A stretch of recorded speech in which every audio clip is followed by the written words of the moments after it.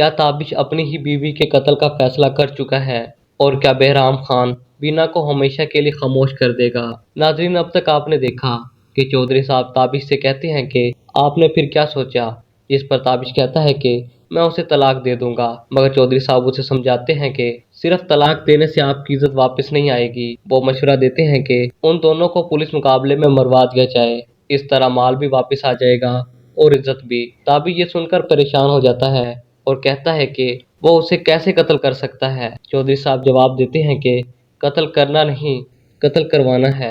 परेशानी के आलम में ताबिश हाफिज के साथ घर वापस आता है, जहां उसकी माँ उसे समझाती है कि अगर वो बीना को तलाक देने के बारे में सोच रहा है तो ऐसा हरगिज ना करे। लेकिन ताबिश अपनी माँ के सामने एक ऐसा इंकशाफ करता है जिसे सुनकर वो भी हैरान रह जाती है, क्योंकि ताबिश कहता है कि वो बीना को तलाक देने नहीं बल्कि उसे कत्ल करने के बारे में सोच रहा है। दूसरी तरफ बहराम खान बीना से कहता है कि इंसानों में वफादारी नाम की कोई चीज नहीं होती, और फिर वो अपनी जेब से पिस्तौल निकाल लेता है। आने वाली किस्त में ताबिश की माँ उसे अपनी मर्जी का फैसला करने की इजाजत दे देती है और कहती है कि तुम्हारी इज्जत रोल कर चली गई है, तुम उसे ब्याह कर लाए थे, अब जो तुम्हारी मर्जी हो करो, आकर वो तुम्हारे बच्चों की माँ है। इसी दौरान बीना का अक्स उसके सामने आकर ऐसा सवाल करता है जो उसके ज़मीर को झंझोड़ कर रख देता है, और वो कहती है कि जो कुछ मैंने किया इसमें कसूर बीना का था या आपके बेटे का?